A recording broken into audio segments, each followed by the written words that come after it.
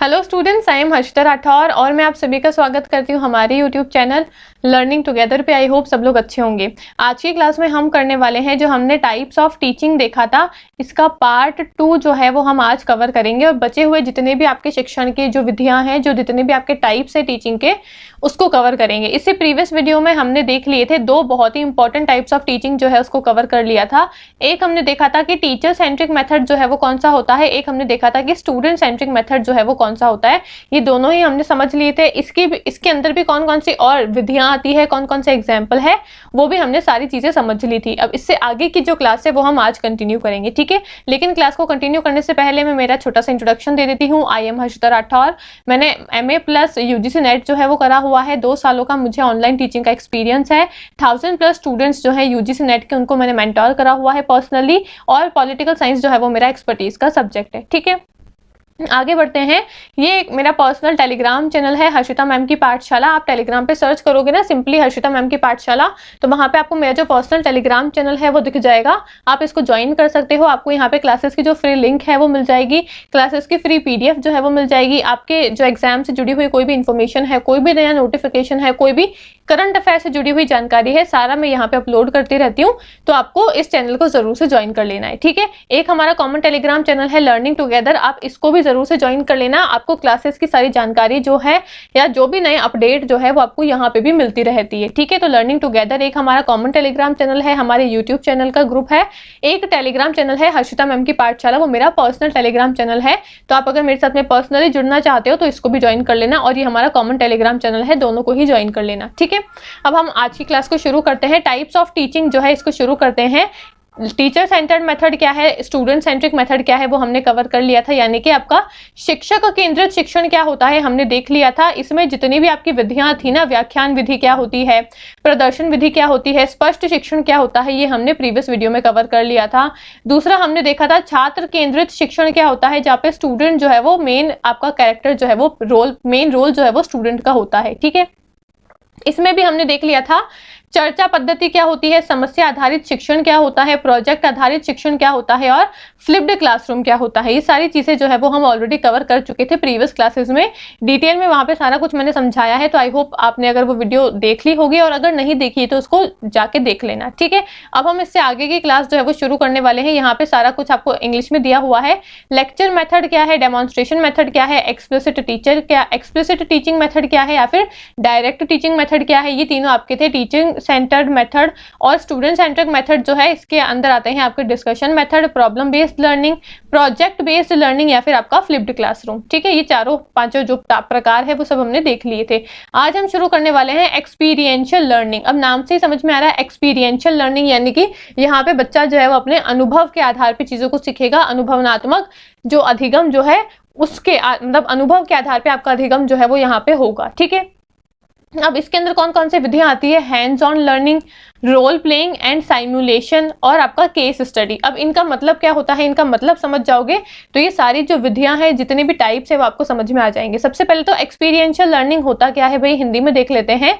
अनुभवात्मक शिक्षा या फिर आपका अनुभवात्मक शिक्षण जो है वो होता क्या है, एक्सपीरियंशियल टीचिंग जो है वो क्या होता है, या फिर एक्सपीरियंशियल लर्निंग जो है वो क्या होता है, इसको समझते हैं। भाई जो भी बच्चा अपने अनुभव के आधार पर, अपने एक्सपीरियंस के आधार पर चीजों को सीख रहा है, वो होता है उसका अनुभवात्मक अधिगम, ठीक है। मैंने किसी समस्या को फेस किया, मैंने किसी प्रॉब्लम को फेस किया। अब वो प्रॉब्लम का समाधान मैंने कैसे निकाला, कौन सा सोल्यूशन मैंने निकाला, क्या क्या समस्याएं मेरे सामने आई, वो सारी चीजों से मैंने क्या करा, नए नए अनुभव मुझे हुए, नए नए अनुभव मुझे होते रहे, और मैंने नई नई चीजों को सीखती रही मैं, ठीक है। ये होता है आपका एक्सपीरियंशियल लर्निंग, यानी कि अनुभवात्मक अधिगम, ठीक है। अब इसके अंदर सबसे पहला आपका जो टाइप दिया हुआ है, वो पहला दिया हुआ है आपका हैंड्स ऑन लर्निंग मेथड, यानी कि पहली विधि जो दे रखी है वो है आपकी हैंड्स ऑन लर्निंग। अब इसका क्या मतलब होता है, बच्चा खुद से चीजों को करके सीखता है। जब हमने प्रिंसिपल ऑफ टीचिंग देखे थे तो मैंने वहां पे आपको एक प्रिंसिपल करवाया था, लर्निंग बाय डूइंग, यानी कि शिक्षण कैसा होना चाहिए, जो कि लर्निंग बाय डूइंग के सिद्धांत पे आधारित होना चाहिए। टीचर को सारा कुछ जो है वो बच्चे को थाली में परोस कर नहीं देना है, कुछ चीजें उसको बच्चे के लिए छोड़ देनी है कि भाई आप खुद से करो और कुछ चीजों को करके सीखो। तो वो जो था ना आपका लर्निंग बाय डूइंग, उसको ही हम बोलते हैं हैंड्स ऑन लर्निंग, ये उसका दूसरा नाम है, ठीक है। हैंड्स ऑन लर्निंग यानी कि बच्चा जब खुद से चीजों को करके सीखता है, खुद के अनुभव जो है वो खुद करता है और अपने अनुभवों के आधार पे जब नए नए अधिगम को करता है, नई नई लर्निंग्स को लेता है, उसको ही हम कहते हैं हैंड्स ऑन लर्निंग। ठीक है, इसके अंदर क्या थ्योरी लिखी हुई है उसको पढ़ के बता देती हूँ।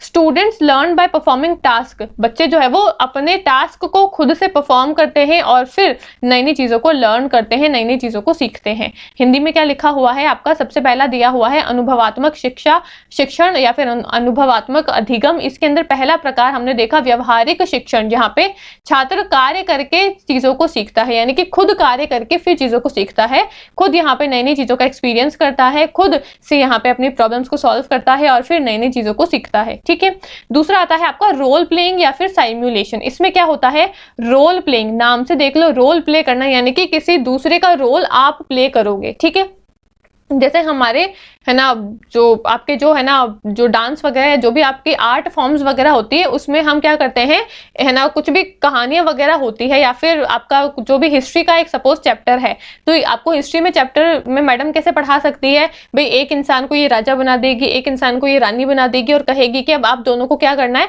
उस राजा और रानी का रोल प्ले करना है, यानी कि आप उनके जैसा कैरेक्टर प्ले करोगे। ठीक है, या फिर सपोज आपको अगर मेरे को रामायण सिखानी है तो मैं एक जने को राम बना दूंगी, एक जने को मैं सीता बना दूंगी, एक को मैं हनुमान बना दूंगी और कहूंगी कि सब लोग अब अपने अपने डायलॉग्स बोलना, यानी कि राम राम का डायलॉग बोलेगा, हनुमान हनुमान का बोलेगा, सीता सीता का बोलेगी, लक्ष्मण लक्ष्मण का डायलॉग बोलेगा।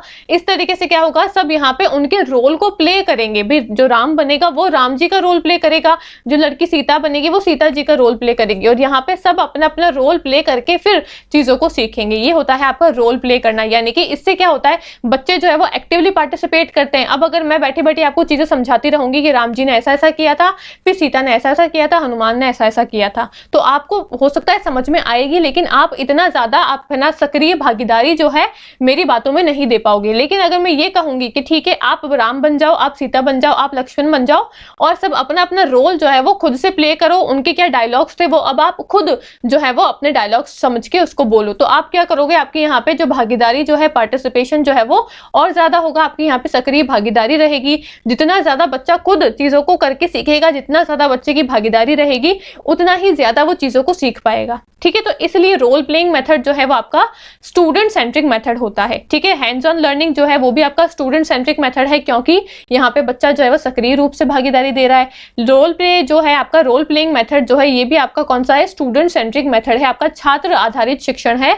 यहाँ पे भी बच्चे की सक्रिय भागीदारिता जो है वो हो रही है। ठीक है, क्या लिखा हुआ है, साइमुलेशन एंड रोल प्लेइंग के अंदर लिखा हुआ है engage student in real life scenario to enhance learning. यहाँ पे बच्चे को रियल लाइफ सिनेरियोस के अंदर एंगेज किया जाता है और उसकी सक्रिय भागीदारिता के माध्यम से उसको नई नई चीजें जो है वो सिखाई जाती है। ठीक है, आई होप सारी बातें समझ में आ रही है। हम हिंदी में देख लेते हैं एक बार। यहाँ पे अनुभवात्मक शिक्षण में बोला गया है, पहला है व्यवहारिक शिक्षण, यानी कि मैंने आपको समझा दिया ये क्या होता है, बच्चे यहाँ पे खुद से चीजों को करके सीखते हैं, ये भी आपका छात्र आधारित शिक्षण ही है। दूसरा आता है रोल प्लेइंग और साइमुलेशन, यानी कि यहाँ पे सीखने की क्षमता बढ़ाने के लिए छात्र को वास्तविक जीवन के परिदृश्यों में शामिल किया जाता है। जो आपकी रियल लाइफ चीजें होती है उसमें बच्चे को बोलते हैं कि आप ये सारे रोल प्ले करो और फिर रोल प्ले करके खुद से चीजों को सीखने की कोशिश करो। ठीक है, ये होता है आपका रोल प्लेइंग और साइमुलेशन का मेथड। ये भी आपका कौन सा है, आपका छात्र आधारित शिक्षण होता है। आगे देखते हैं, एक होता है केस स्टडी। केस स्टडी का मतलब क्या होता है, analysing real life situation to develop problem solving skills, यानी कि मैंने किसी स्टूडेंट को एक टॉपिक दे दिया कि अब आपको इसके ऊपर क्या करना है, केस स्टडी करनी है। केस स्टडी का मतलब क्या होता है, कोई मैंने टॉपिक दे दिया बच्चे को, अब उसको क्या करना है, इन डेप्थ में जाकर उस पूरे टॉपिक की जानकारी लेकर आनी है। भाई ये इसकी शुरुआत कहाँ से हुई थी, किसने इसकी खोज करी थी, इसमें कौन कौन से राजा महाराजा जुड़े हुए थे, कौन कौन से युद्ध हुए थे, मतलब कोई टॉपिक है तो उसकी सारी जानकारी जो है वो इन डेप्थ में इंफॉर्मेशन जो है वो बच्चा खुद से चीजों को लेकर आएगा और फिर सारी इन डेप्थ में नॉलेज जो है उस चीज के बारे में गेन करने की कोशिश करेगा। तो ये भी क्या होता है, आपका एक स्टूडेंट सेंट्रिक मेथड होता है, क्योंकि यहाँ पे बच्चे की सक्रिय भागीदारिता होती है। ठीक है, तो ये होता है आपका केस मेथड, जो कि आपका एक्सपीरियंशियल लर्निंग के अंदर ही आता है। बच्चा यहाँ पे भी चीजों को अनुभव करके ही सीखता है। ठीक है, हिंदी में क्या लिखा हुआ है देख लेते हैं एक बार। केस स्टडी क्या होता है? समस्या समाधान कौशल विकसित करने के लिए वास्तविक जीवन की स्थितियों का विश्लेषण करना होता है। ठीक है, ये भी आपके आते हैं, तीनों ही आपके अनुभवात्मक शिक्षण के अंदर आते हैं, जहां पे बच्चा अनुभव करके चीजों को सीख रहा है। ठीक, आई होप सारी बातें आपको समझ में आ रही होगी। ये हमने देखा, ये तीनों ही जो मेथड हमने देखे, hands on learning, role playing और केस स्टडी, तीनों ही आपके छात्र आधारित शिक्षण के अंतर्गत आते हैं, यानी कि स्टूडेंट सेंट्रिक मेथड के अंदर आते हैं। ठीक है, आगे बढ़ते हैं। एक होता है आपका टीचिंग का method based on mode of delivery, यानी कि आप किस तरीके से डिलीवर, अपने जो पढ़ा रहे हो उसको किस तरीके से उसकी डिलीवरी कर रहे हो, उसके आधार पे भी आपके शिक्षण जो है उसको बांटे हुए हैं। तो mode on delivery, mode of delivery के बेसिस पे हमारे टीचिंग के टाइप्स कितने होते हैं? ट्रेडिशनल क्लासरूम टीचिंग हो सकता है, ऑनलाइन टीचिंग हो सकता है, ब्लेंडेड टीचिंग लर्निंग हो सकता है, या फिर आपका हाइब्रिड लर्निंग हो सकता है। अब ये जो ब्लेंडेड और हाइब्रिड जो है, इस दोनों को आप एक भी समझ सकते हो। ठीक है, क्योंकि दोनों का जो मतलब है वो सेम ही है। अभी समझाऊंगी इसका मतलब क्या है। तो based on mode of delivery, यानी कि आप किस तरीके से अपना जो इंस्ट्रक्शन जो है वो किस तरीके से डिलीवर कर रहे हो, उसके क्या क्या प्रकार है उसको समझते हैं। ठीक है, हिंदी में क्या बोला एक बार देख लेते हैं। डिलीवरी के तरीके, यानी कि आप यहाँ पे अपना जो मैसेज है उसको किस तरीके से डिलीवर कर रहे हो, उसके कितने प्रकार होते हैं वो हमको देखने प्रारंभ है ना। पारंपरिक कला शिक्षण, या फिर आपका है ना गूगल क्लासरूम, या फिर आपका जो ऑनलाइन टीचिंग होता है वो मिश्रित शिक्षण, या फिर आपका हाइब्रिड लर्निंग। हाइब्रिड लर्निंग और मिश्रित शिक्षण जो है वो आपका एक ही समझ सकते हो आप। एक होता है आपका पारंपरिक, एक होता है आपका ऑनलाइन टीचिंग। ठीक है, इनको समझते हैं कि अब ये टीचिंग मेथड क्या क्या होते हैं। सबसे पहले आता है आपका ट्रेडिशनल क्लासरूम, यानी कि आपका पारंपरिक क्लासरूम शिक्षण जहां पे होता था। अब हमारा जो ट्रेडिशनल क्लासरूम टीचिंग था, वहां पे किस प्रकार का शिक्षण होता था? Face to face interaction with direct teacher supervision, यानी कि जब हम प्रीवियस टाइम में, जब हम पहले के टाइम में जब हम स्कूल जाया करते थे, उस टाइम पे हम अपना बैग उठा के स्कूल में जाते थे। वहां पे एक ब्लैक बोर्ड होता था, क्लासरूम होता था, बच्चे जो है वो बेंच पे बैठते थे, और जो टीचर है वो क्या करते हैं, है ना, ब्लैक बोर्ड के सामने खड़े होते हैं, लेक्चर देते हैं, पढ़ाते हैं, और जब उनका लेक्चर ओवर हो जाता है तो वो क्लास से बाहर हो जाते हैं, और हमारा जो लेक्चर है वो खत्म हो जाता है, जो हमारी पढ़ाई है वो खत्म हो जाती है। इस तरीके से हम पढ़ाई करते थे। ये था हमारा कौन सा? Traditional classroom method. अब बोलोगे मैडम जब पहले ऐसे पढ़ते थे तो फिर अभी किस तरीके से पढ़ते हैं? अभी हम पढ़ते हैं आपका ऑनलाइन तरीके से। ऑनलाइन कैसे पढ़ते हैं? जैसे अभी हम पढ़ रहे हैं, मैं आपको ऑनलाइन तरीके से पढ़ा रही हूँ। आप अपने घर बैठे कहीं भी किसी भी कोने से, कहीं भी किसी भी कोने के टीचर से पढ़ाई कर सकते हो। आप राजस्थान में बैठे हो तो आप महाराष्ट्र के टीचर से पढ़ सकते हो। क्या जब हम पहले पढ़ा करते थे तब हमको अगर महाराष्ट्र में पढ़ना है तो वहां पे हमको शिफ्ट होना पड़ता था, हमको गुजरात में पढ़ना है तो वहां पे हमको शिफ्ट होना पड़ता था। लेकिन अब ऑनलाइन टीचिंग आ गया है तो आप कहीं पे भी, किसी भी कोने से, कहीं पे भी, किसी भी टीचर के माध्यम से आप पढ़ाई कर सकते हो। ठीक है, तो जो हमारा पारंपरिक विधि थी शिक्षण की, वो थी हमारी ट्रेडिशनल क्लासरूम जो था हमारा टीचिंग का। वहां पे हम फेस टू फेस इंटरेक्शन के माध्यम से चीजों को सीखते थे। लेकिन एक आया जहां पे हमारा मॉडर्न टीचिंग मेथड आया, जिसके अंदर हम ऑनलाइन माध्यम से चीजों को सीखते हैं, यानी कि यहाँ पे हम नए नए डिजिटल प्लेटफॉर्म्स का यूज करते हैं। हम गूगल मीट का यूज कर सकते हैं, गूगल क्लासरूम का यूज कर सकते हैं, मूडल का यूज कर सकते हैं।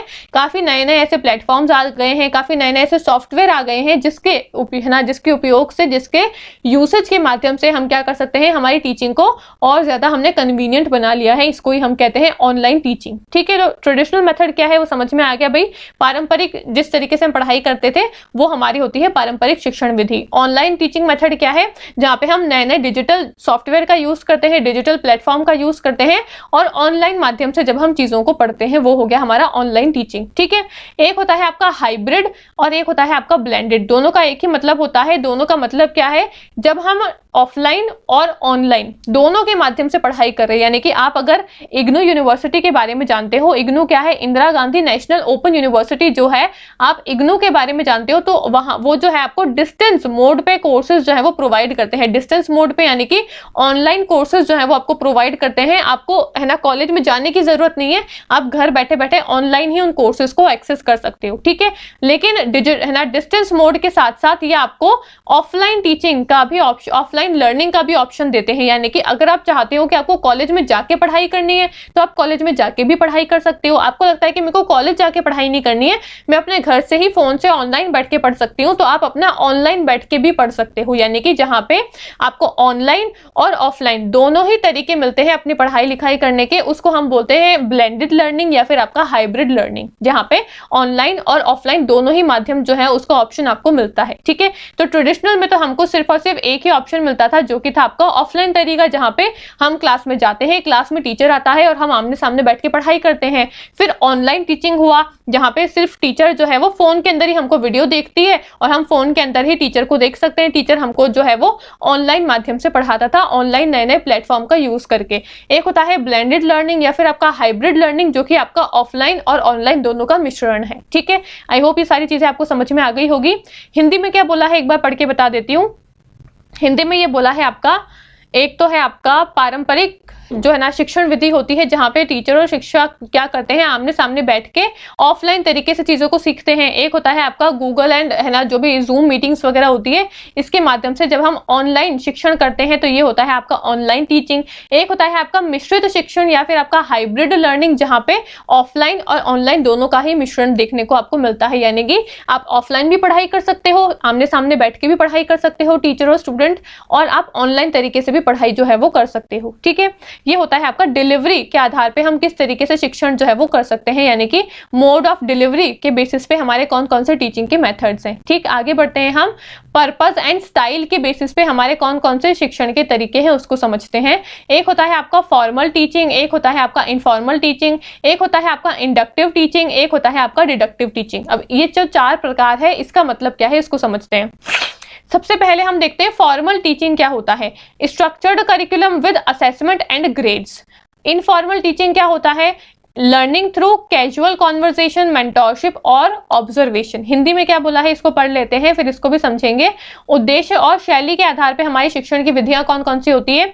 एक होती है औपचारिक, एक होती है अनौपचारिक। अब औपचारिक और अनौपचारिक का मतलब क्या है वो पता है तो आप औपचारिक शिक्षण क्या होता है, अनौपचारिक शिक्षण क्या होता है उसका मतलब भी निकाल सकते हो। औपचारिक शिक्षण जहाँ पे हम मूल्यांकन और ग्रेड के साथ संरचित पाठ्यक्रम के है ना माध्यम से चीजों को सीखने की कोशिश करते हैं। एक पूरा स्ट्रक्चर्ड तरीका होगा, आपको सिलेबस पढ़ाया जाएगा बहुत ही फॉर्मल तरीके से, बहुत ही औपचारिक तरीके से आपको सारी चीजें जो है वो वहां पे कवर करवाई जाएगी। आपको पूरा सिलेबस पढ़ाया जाएगा, आपको सारे चैप्टर कवर करवाए जाएंगे, आपका मूल्यांकन होगा, फिर आपका रिपोर्ट कार्ड बनेगा। ये सारा एक फॉर्मल प्रोसीजर के माध्यम से आपको जहां पे पढ़ाया जाता है उसको बोलते हैं औपचारिक शिक्षण विधि। एक होता है आपका अनौपचारिक शिक्षण विधि, यानी कि इनफॉर्मल टीचिंग मेथड, जहां पे क्या होता है आकस्मिक बातचीत होती है, मार्गदर्शन मिलता है या फिर अवलोकन के माध्यम से सीखने के लिए आपको यहाँ पे मिलता है। यहाँ पे कोई फॉर्मल प्रोसीजर का उपयोग नहीं हुआ है, कोई भी यहाँ पे औपचारिक तरीके का उपयोग नहीं हुआ है कि भी पहले ऐसे करेंगे फिर ऐसे करेंगे, नहीं। यहाँ पे आपको सिंपली कैजुअल जो कॉन्वर्सेशन होती है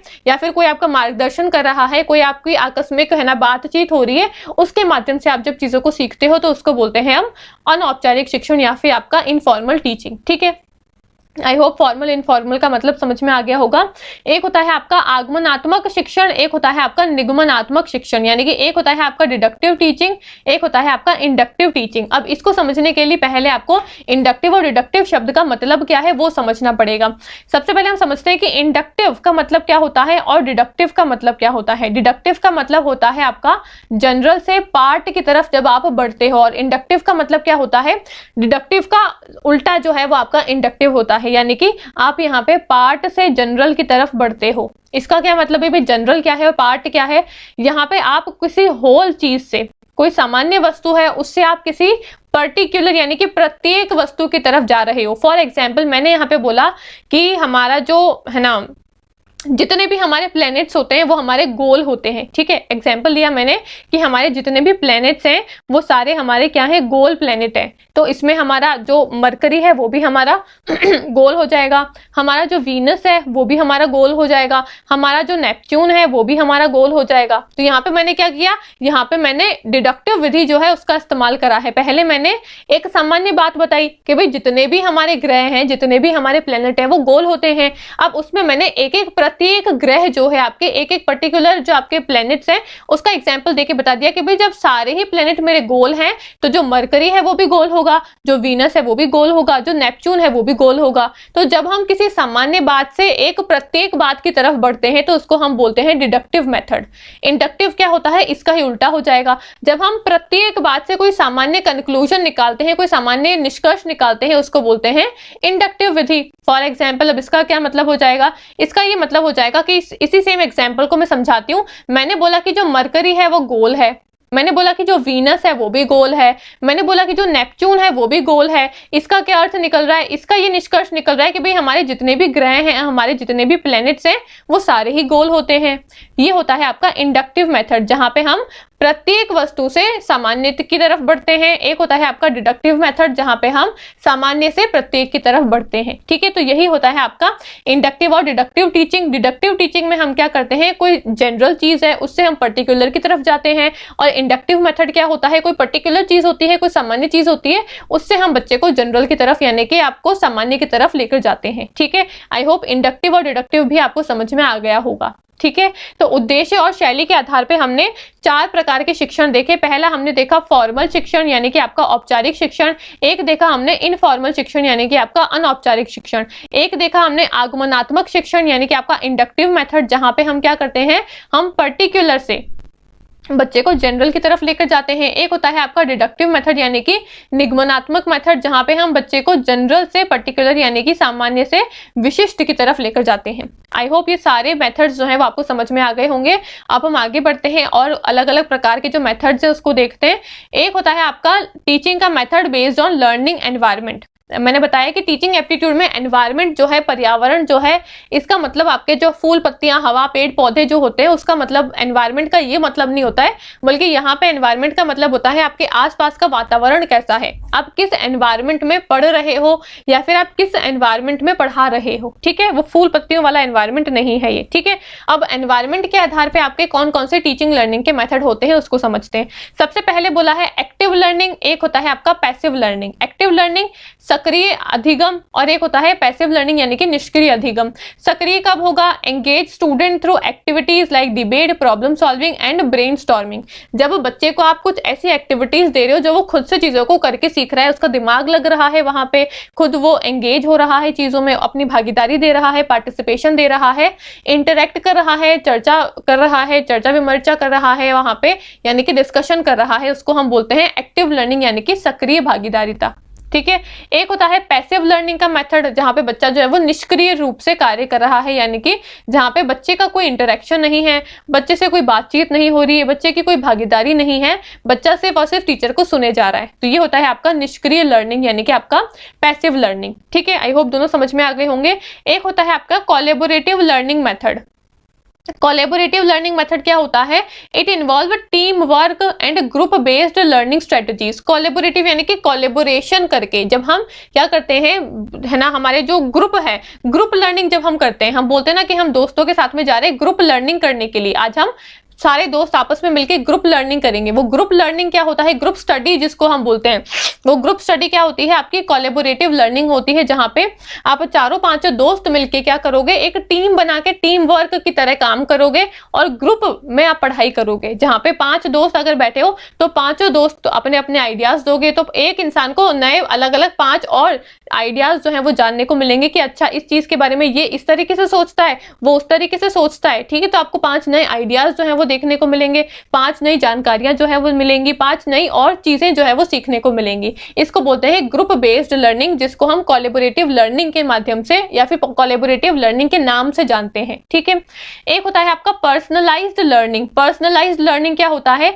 teaching tailored to individual student needs. Personalised learning क्या होता है, जहां पे प्रत्येक बच्चे की जरूरतों के आधार पे उसको पढ़ाया जाता है। मैंने बताया है प्रीवियस वीडियो में कि बच्चे जो होते हैं क्लास में वो अलग अलग प्रकार के होते हैं। कोई बच्चा जो है वो इंटेलिजेंट है, कोई बच्चा जो है वो कम इंटेलिजेंट है, तो अब सबको एक तरीके से तो पढ़ा नहीं सकते हैं। भाई इंटेलिजेंट बच्चा है उसको पढ़ाने का तरीका अलग होगा, जो थोड़ा सा वीक बच्चा है उसको पढ़ाने का तरीका थोड़ा सा अलग होगा हमारा। ठीक है, तो जब हम प्रत्येक बच्चे की जरूरतों के आधार पर उनको पढ़ाते हैं तो उसको क्या बोलते हैं, पर्सनलाइज्ड लर्निंग। अभी इसका सारा हिंदी में समझा दूंगी, पहले इंग्लिश में समझ लेते हैं। ठीक है, पर्सनलाइज्ड लर्निंग समझ में आ गया होगा।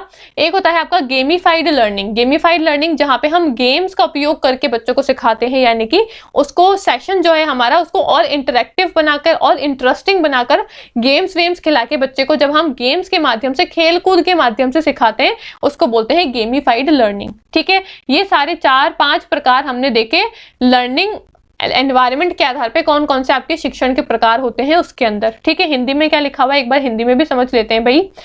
सीखने के माहौल, एनवायरनमेंट यानी कि आप किस माहौल में हो, ठीक है, वो फूल पत्ती वाला एनवायरनमेंट नहीं है, किस माहौल में हो, वो माहौल वाला एनवायरनमेंट है, ठीक है। तो सीखने के माहौल के आधार पे कौन कौन सी शिक्षण विधियां होती है उसको समझी हमने। सबसे पहले देखा हमने सक्रिय शिक्षण, एक देखा हमने निष्क्रिय शिक्षण।